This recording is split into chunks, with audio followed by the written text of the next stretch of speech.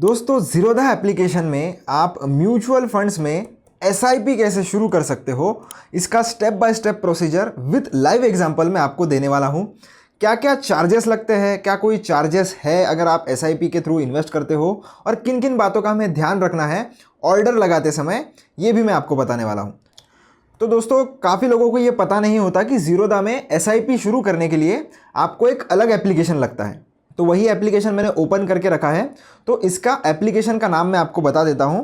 तो कुछ इस तरीके का आपको एप्लीकेशन दिखाई देता है दोस्तों, जिसका नाम है कॉइन। आप प्ले स्टोर पर जाकर इसे डाउनलोड कर सकते हो और डायरेक्टली, जैसे आपके पास अगर पहले से ज़ीरोधा है तो आप वही सेम लॉगिन क्रेडेंशियल्स यूज़ करके इस कॉइन वाले एप्लीकेशन में भी लॉगिन कर सकते हो।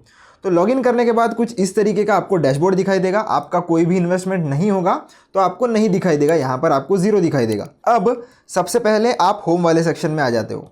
अब कोई भी इन्वेस्टमेंट करने के लिए आपको ये जो डिस्कवर वाला जो सेक्शन है, यहाँ पर भी आप आ सकते हो, या आप अगर डायरेक्टली सर्च करना चाहते हो तो इधर भी क्लिक कर सकते हो। तो हम डिस्कवर में आ जाते हैं। डिस्कवर में आने के बाद दोस्तों आपको एक्सप्लोर वाले सेक्शन में ऊपर की तरफ एक बड़ा सर्च बार मिल जाता है। तो जो भी स्कीम में आप इन्वेस्ट करना चाहते हो उसका नाम अगर आपको पता है तो आप वो नाम डायरेक्टली यहाँ पर डाल सकते हो। इसके अलावा अगर आपको कोई स्कीम ढूंढनी है on the basis of category, तो कैटेगरीज उन्होंने यहाँ पर दी है। आप सिंपली इसके ऊपर क्लिक करके ये जो बाकी की सब कैटेगरीज जो है उन्हें एक्सप्लोर कर सकते हो और आपके सामने वैसी लिस्ट आ जाएगी। जैसे इक्विटी कैटेगरी में आप चाहते हो कि कोई मिड कैप फंड में मैं इन्वेस्ट करूं, तो इसके ऊपर क्लिक कर दीजिए। आपके सामने सारे मिड कैप फंड आ जाते हैं। फिर आपकी जिसमें भी इच्छा करती है, आपके एनालिसिस के हिसाब से आप म्यूचुअल फंड भी चुन सकते हो आपके लिए। तो इसे मैं कट कर देता हूँ। अब मान लेते हैं एग्जाम्पल के लिए मैं यहाँ पर एक एडेलविस के बैलेंस एडवांटेज फंड में इन्वेस्ट करना चाहता हूँ। आपको जो भी स्कीम में इन्वेस्ट करना है आप कर सकते हो। मैं कोई भी आपको सजेशन नहीं दे रहा हूँ, सिर्फ एग्जांपल दे रहा हूँ। तो स्कीम का नाम मैं एंटर कर लेता हूँ। तो आप देख सकते हो यहाँ पर आ चुका है। इसके ऊपर मैं क्लिक करूँगा। अब क्लिक करने के बाद दोस्तों बहुत सारी चीज़ें जो शायद आपको ना पता हो आपको देखने के लिए मिलती है। तो आइए शॉर्ट में समझ लेते हैं। जैसे कि आपको अगर कॉइन में इन्वेस्ट करना है ज़ीरोधा की मदद से, तो आपको सारे डायरेक्ट फंड्स मिलते हैं, यानी कि कोई भी एक्स्ट्रा कमीशन आपसे नहीं लिया जाता। ग्रोथ यानी कि एक टाइप का म्यूचुअल फंड का ये होता है दोस्तों, टाइप होता है जिसमें आपका जो पैसा होता है उस पर जो भी रिटर्न्स आते हैं या जो भी डिविडेंड मिलता है, जो भी स्टॉक के बोनसेस होते हैं, वो आपका पैसा री इन्वेस्ट किया जाता है। तो वो ग्रोथ वाले सेक्शन में आता है। इसके अलावा रेगुलर प्लान्स भी होते हैं, जहाँ पर आप किसी म्यूचुअल फंड डिस्ट्रीब्यूटर के थ्रू या एडवाइज़र के थ्रू इन्वेस्ट करते हो तो उसे रेगुलर प्लान बोलते हैं। किसी में आपका जो डिविडेंड होता है, स्टॉक्स का जो डिविडेंड मिलता है, वो आपको एज अ पे आउट मिलता है। जैसे मान लेते हैं कि क्वार्टरली आपको वो जो डिविडेंड है वो आपके बैंक अकाउंट में क्रेडिट होता है। तो ऐसे अलग अलग टाइप्स के म्यूचुअल फंड्स होते हैं दोस्तों, जिसमें से ये एक ग्रोथ प्लान है जिसमें आपका पैसा री इन्वेस्ट किया जाएगा और आपको लॉन्ग टर्म में ज़्यादा रिटर्न्स मिलेंगे। इसके बाद आप यहाँ पर ये देख सकते हो कि जो भी ये स्कीम है ये कौन से कैटेगरी में आती है। तो ये आती है हाइब्रिड डायनामिक एसेट एलोकेशन के कैटेगरी में। अब आप चाहो तो यहाँ से इसे वॉच लिस्ट में भी ऐड कर सकते हो। बाद में कभी इन्वेस्ट करना है, वॉच लिस्ट में ऐड करके रखना है तो वॉच लिस्ट में भी ऐड करके रख सकते हो। वॉच लिस्ट कहाँ देखनी है मैं आगे आपको वीडियो में वो भी बता दूंगा। करंट एनएवी यानी क्या? एनएवी यानी कि नेट एसेट वैल्यू। अब जब आपको कोई भी म्यूचुअल फंड खरीदना होता है या बेचना होता है तो जो भी उस दिन की उसकी एनएवी होगी, उस प्राइस पर आप वो खरीद या बेच सकते हो। कौन से दिन की एनएवी है वो भी आपको डेट यहाँ पर मिल जाती है। CAGR यानी कि कंपाउंडेड एनुअल ग्रोथ रेट। इसका मतलब ये है कि ये जो 3 साल में इसने कितने का CAGR बना के दिया है। ये एब्सोल्यूट रिटर्न्स नहीं है, यानी कि 3 साल में इसने 11% रिटर्न नहीं दिए हैं। ये एक कंपाउंडेड ग्रोथ होती है, यानी कि पहले साल में आपके फंड ने 11% रिटर्न दिया, फिर ये 11% को पहले साल के इन्वेस्टमेंट में जोड़ के सेकेंड ईयर का अलग से कैलकुलेट होता है। तो ऐसे 3 साल का मिलाकर कैलकुलेट करने के बाद ये जो रिटर्न्स है कुछ इस तरीके से होते हैं। मैं आपको रफ आइडिया दे रहा हूँ, वैसे CAGR का फॉर्मूला थोड़ा कॉम्प्लिकेटेड होता है। मिनिमम इन्वेस्टमेंट की बात अगर करें तो अगर आपको इसमें SIP करनी है या लमसम यानी कि वन टाइम इन्वेस्टमेंट करनी है तो मात्र 100 रुपये से आप शुरू कर सकते हो। तो इस फंड में आपको 100 रुपये देखने के लिए मिल जाता है। अलग अलग फंड्स में अलग अलग होता है, तो आपको ये भी पता होना चाहिए कि मिनिमम इन्वेस्टमेंट आपके पर्टिकुलर स्कीम की कितनी है, क्योंकि ये स्कीम टू स्कीम डिपेंड करता है। एग्जिट लोड का मतलब क्या है? एग्जिट लोड का मतलब हमें इस आई वाले बटन पर क्लिक करने के बाद समझ जाएगा। अब आप देख सकते हो अलग अलग स्कीम्स का अलग अलग एग्जिट लोड होता है। एग्जिट लोड यानी क्या कि म्यूचुअल फंड एक पर्टिकुलर डेज डिसाइड करता है। अगर उन पर्टिकुलर डेज के पहले आप आपकी इन्वेस्टमेंट रिडीम कर लेते हो यानी कि निकाल लेते हो, तो उस केस में एज अ पेनल्टी आपसे वो 1% आपके इन्वेस्टमेंट वैल्यू पर चार्ज करते हैं। जैसे कि यहाँ पर लिखा है कि 10% यूनिट, जैसे कि मान लेते हैं कि अगर आपने 100 रुपये इन्वेस्ट किए तो उसमें से 10 रुपये आप अगर पहले 90 डेज पूरे होने से पहले भी निकाल लेते हो तो उस 10 रुपये पे आपसे कोई भी पेनल्टी नहीं ली जाएगी।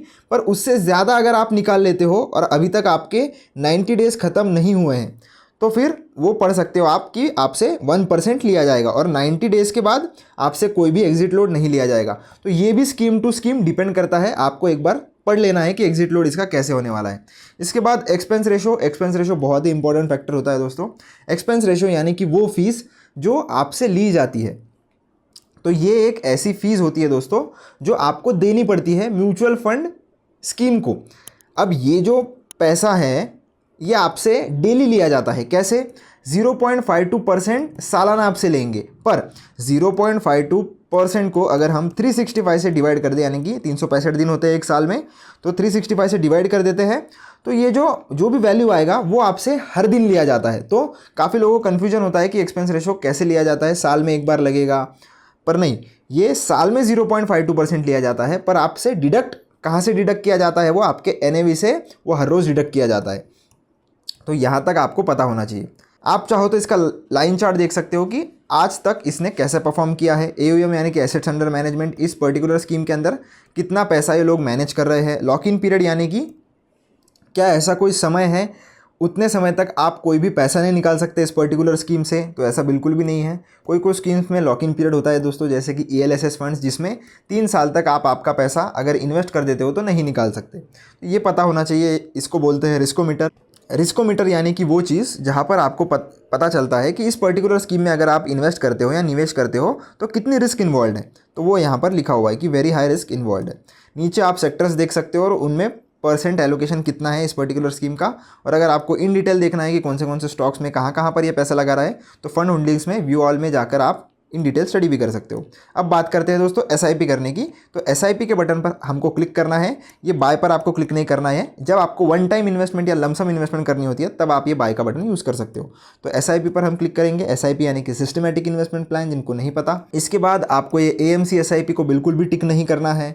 AMC SIP क्या होता है ये चैनल पे आपको दूसरा वीडियो मिल जाएगा, आप चाहो तो उसे चेकआउट कर सकते हो। मैंडेट यानी कि वो चीज़ होती है दोस्तों जिसमें आप अगर इसे एक्टिवेट कर देते हो तो आपका पैसा ऑटोमेटिकली आपके बैंक अकाउंट से डिडक्ट होता है। तो मैंडेट अगर आपको लगाना है तो वो थोड़ा लंबा प्रोसीजर है, 1-2 दिन का उसमें समय लगता है, उसका स्टेप्स थोड़ा अलग है, वो हम किसी और वीडियो में कवर करेंगे, वो भी चैनल पर आपको मिल जाएगा। तो मैं फ़िलहाल इसे नन पर सेट करता हूँ। और इनिशियल इन्वेस्टमेंट 100 रुपीज़ और इंस्टॉलमेंट अमाउंट 100 रुपीज़, ये भी आप चाहो तो चेंज कर सकते हो आपके हिसाब से। यहाँ पर लिखा है मिनिमम 100 यानी कि मिनिमम 100 की SIP आप लगाने वाले हो। इनिशियल इन्वेस्टमेंट यानी कि अभी आप कितना इन्वेस्ट करोगे और आपकी SIP कितने रुपए की रहने वाली है वो नीचे आपको सेट करना है। तो इनिशियल इन्वेस्टमेंट भी आप आपके हिसाब से लगा सकते हो। मिनिमम 100 रुपये, मिनिमम SIP 100 रुपये, दोनों मिनिमम चीज़ उन्होंने लगा के दी है, आप बाद में आपके हिसाब से लगा सकते हो। फिर फ्रीक्वेंसी आपको सेट करनी है। फ्रीक्वेंसी यानी क्या कि कितने इंटरवल्स पर आपका पैसा डिडक्ट होगा। जैसे अगर मैं इस पर क्लिक करूँ तो डेली आप SIP कर सकते हो, वीकली कर सकते हो, 15 दिन में एक बार कर सकते हो, मंथली कर सकते हो, क्वार्टरली कर सकते हो। तो ये टोटली आपके ऊपर डिपेंड करता है। जैसे मैं अगर 15 दिन में करना चाहूँ तो 15 दिन पर लगा सकता हूँ, पर काफ़ी लोग मंथली करते हैं यानी कि हर महीने करते हैं, तो मंथली पर मैं सेट कर देता हूँ। डेट भी आप चूज़ कर सकते हो, डेट भी हम कर लेते हैं। जैसे आज 19 है दोस्तों, तो आप अगर ऐसा चाहते हो कि मेरी SIP 19 से ही शुरू हो जाए तो ऐसा नहीं आप कर सकते, क्योंकि जिस भी दिन आप ऑर्डर लगाओगे उसी दिन से नहीं SIP शुरू होती है। मिनिमम आपको 2 से 3 दिन का गैप रखना चाहिए ताकि आपकी SIP सेम महीने में कटे। अगर आप 19 यानी कि आज जो डेट है उससे पहले की SIP लगा देते हो, यानी कि 18, 17, 16, 15, 10 ऐसे कुछ SIP लगा देते हो तो वो आपकी नेक्स्ट मंथ से कटेगी। तो ये भी आपको ध्यान में रखना है। तो उस हिसाब से मैं लगा देता हूँ दोस्तों 24 की।